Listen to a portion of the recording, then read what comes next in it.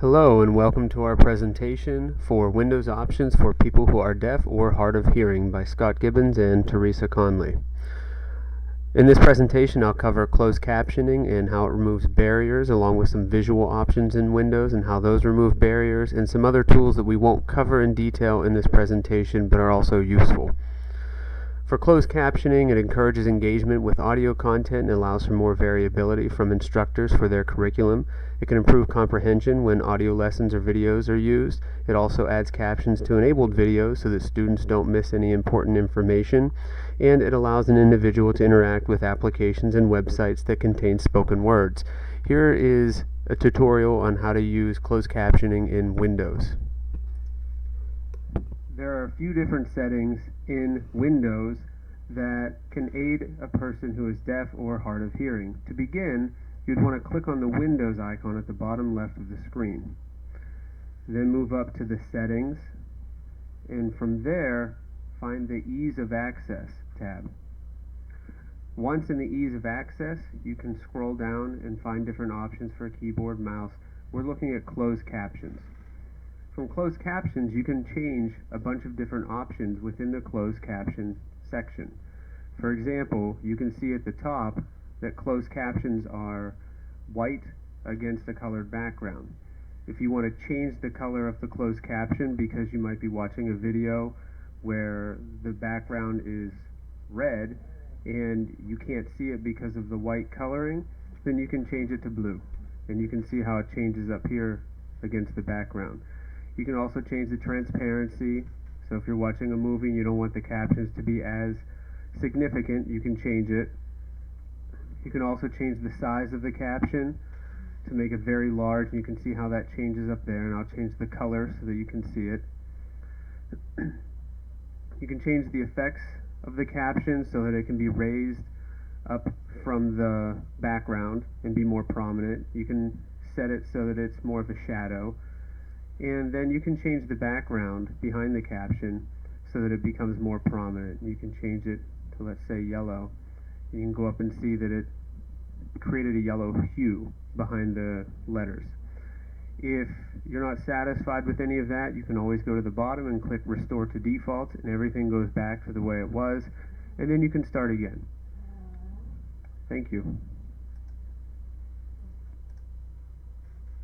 There are also some visual options to aid people who are hard of hearing or deaf, and those provide equivalents for sound effects or alerts like vibrations. They also provide written transcripts for videos or auditory clips, and they use text equivalents in the form of captions to enable more content. This also displays information in a flexible format for learners, and it allows the viewer to interact with content to help remove barriers from curriculum. Here's a tutorial on using visual options in Windows. Hi, I'm going to talk about the features in Windows for people who may be deaf or have a hearing impairment of some kind. Windows offers a few features directly in their system which are excellent for people of this population. I'm going to talk specifically about visual options.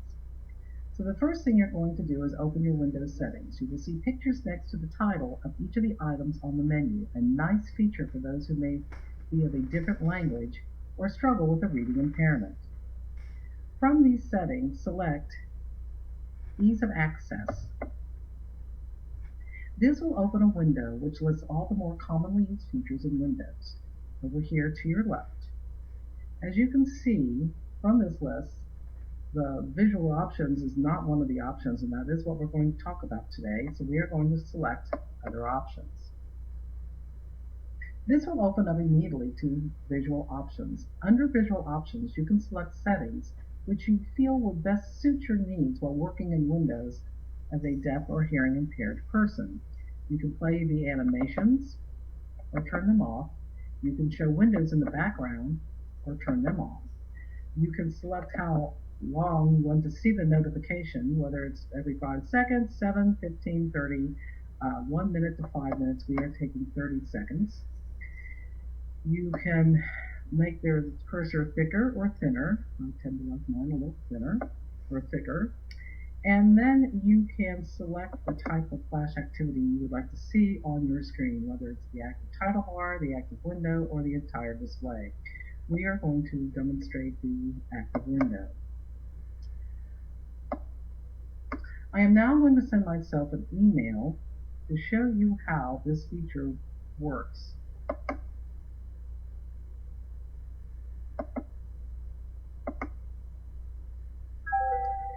As you can see, the pop-up appears on the screen, and I know that I've just received an email on my UC account. This feature is a good option not only for those who may be deaf or having hearing impairments, but it works well for students who have ADHD and are highly distractible, as these pop-ups are accompanied by sound. This also serves as a good feature for people who are blind or visually impaired, who are often dependent on their hearing to make them aware of what's taking place around them.